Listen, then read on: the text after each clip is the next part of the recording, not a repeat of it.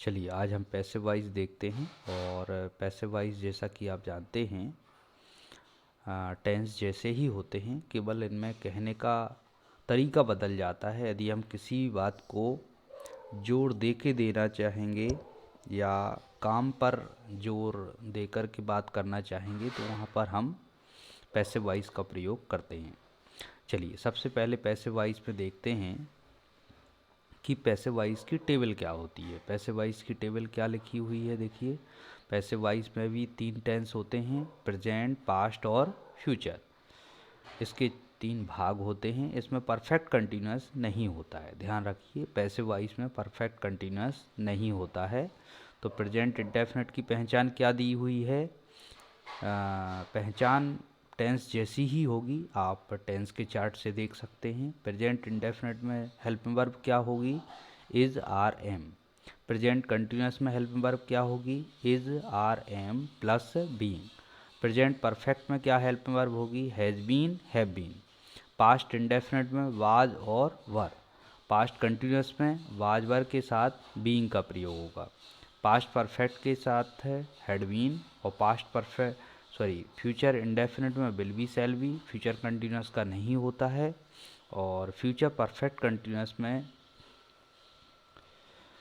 Will have been और shall have been का प्रयोग होगा। इस चार्ट को आप अच्छे से याद कर लीजिए। इसी चार्ट के आधार पर हम किसी भी सेंटेंस को पैसिव वॉइस में चेंज कर सकते हैं। ध्यान रखिए, परफेक्ट कंटिन्यूअस पैसिव वॉइस में नहीं होता है और फ्यूचर कंटिन्यूअस का भी पैसिव वॉइस नहीं बनाया जाता है। चलिए आगे बढ़ते हैं।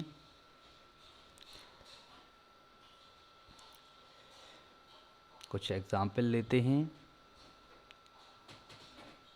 The importance of passive voice. तो यहाँ देखते हैं हम कि पैसिव वॉइस की इम्पोर्टेंस कहाँ होती है, पैसिव वॉइस क्यों बनाए जाते हैं, इस चीज़ को हम देखेंगे। The importance of passive voice. तो पहला क्या कारण दिया हुआ है? To highlight doer. यदि हम किसी वाक्य में काम करने वाले व्यक्ति को हाईलाइट करना चाहते हैं या उसे जोर लगाकर बोलना चाहते हैं तो उसमें हम पैसिव वॉइस का प्रयोग करते हैं। जैसे अगर हम बोलें राम ने रावण मारा, तो हमने देखा कि इसमें राम और रावण की जो इम्पोर्टेंस है वो लगभग बराबर है। लेकिन अगर इसी वाक्य को ऐसा बोल दिया जाए रावण राम के द्वारा मारा गया, तो यहाँ पर राम का नाम थोड़ा सा हाईलाइट हो जाता है। तो हाईलाइट करने के लिए, जिसने काम किया है उस व्यक्ति को हाईलाइट करने के लिए हम पैसिव वॉइस का प्रयोग करते हैं। नेक्स्ट, दूसरा रीजन क्या दिया हुआ है? To hide doer.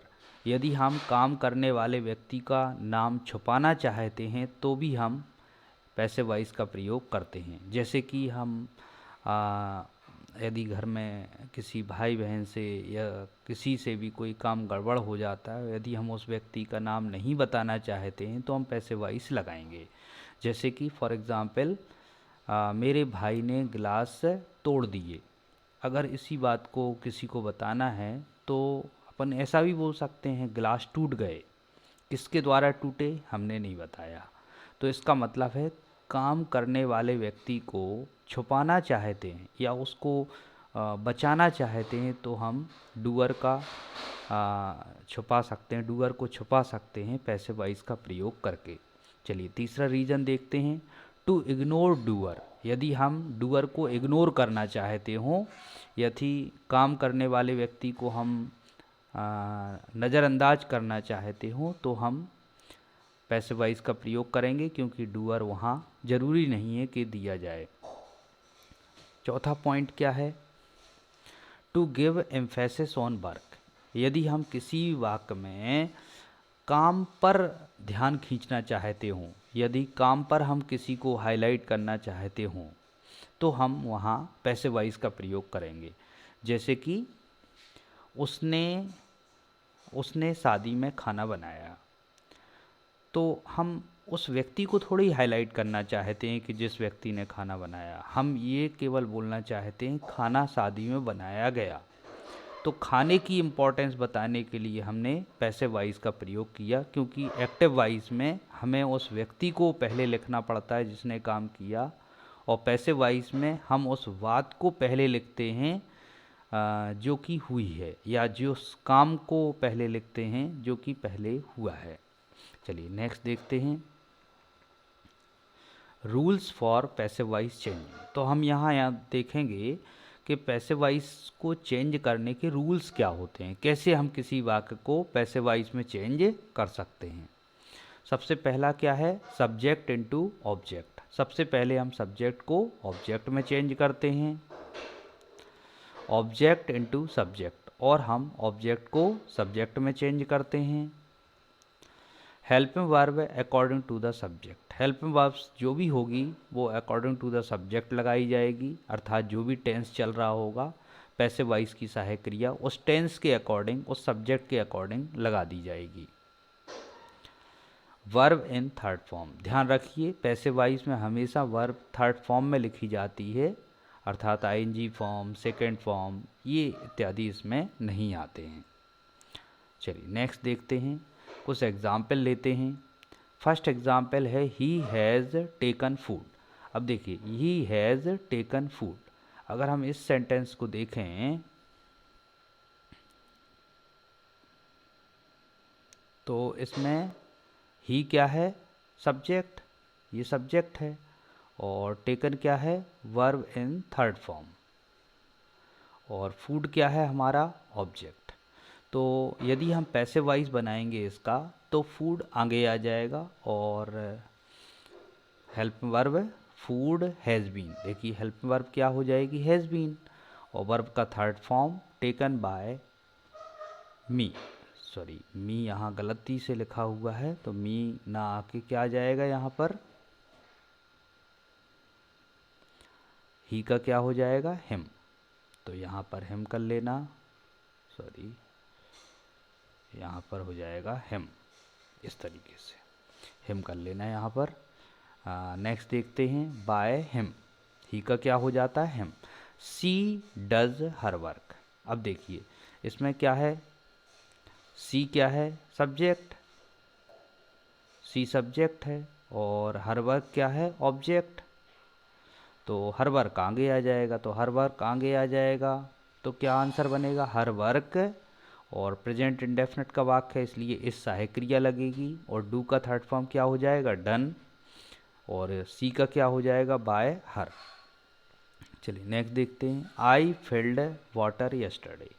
तो आई सब्जेक्ट है, फिल्ड वर्ब का सेकंड फॉर्म लिखा हुआ है, वाटर ऑब्जेक्ट है, और यस्टरडे अदर वर्ड्स की श्रेणी में आएगा जिसको हम लास्ट में ही रखेंगे। जब इसका पैसिव वॉइस बनेगा तो वाटर सबसे पहले आ जाएगा, तो वाटर वाज फिल्ड, यहाँ पर फिल्ड का क्या आ गया, थर्ड फॉर्म आ गया, और यस्टरडे का यस्टरडे रहा, आई का पीछे पहुँच के क्या हो गया, बाय मी। ध्यान रखिए यहाँ बाय मी पहले लिखा जा सकता था, यस्टरडे लास्ट में भी लिखा जा सकता था, तो क्या हो जाता, water was filled by me yesterday, ऐसा भी सही माना जाता है।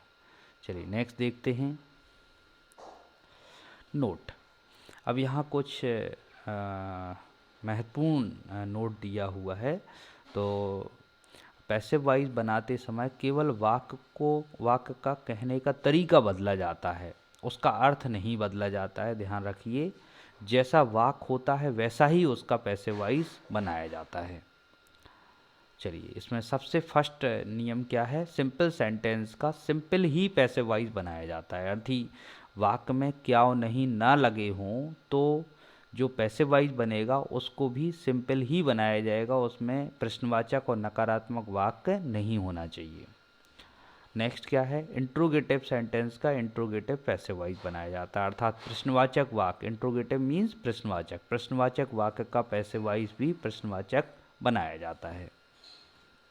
निगेटिव सेंटेंस का पैसिव वॉइस नेगेटिव ही बनाया जाता है, अर्थात नकारात्मक वाक्य जिसमें नहीं लगा हो, नॉट लगा हो, तो वो नहीं या नॉट वाला ही पैसिव वॉइस बनाया जाता है। इंट्रोगेटिव नेगेटिव का इंट्रोगेटिव नेगेटिव ही पैसिव वॉइस बनाया जाता है, अर्थात प्रश्नवाचक और नकारात्मक वाक्य का यदि आप पैसिव वॉइस बनाओगे तो प्रश्नवाचक नकारात्मक प्रकार का ही बनेगा।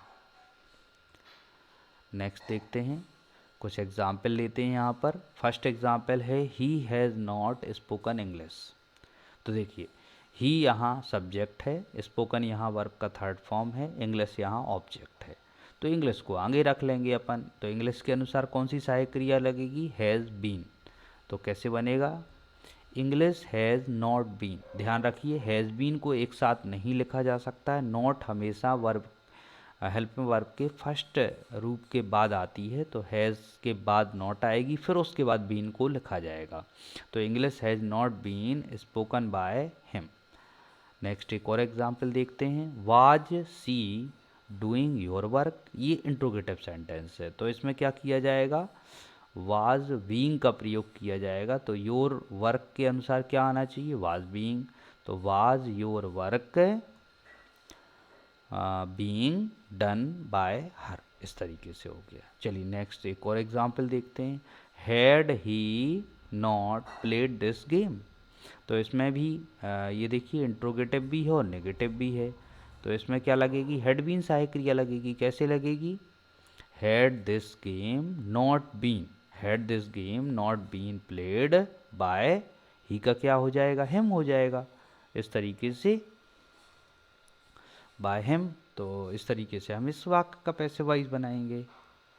चलिए, तो इस तरीके से हमने वाक्य के पैसिव वॉइस बनाना देखे। और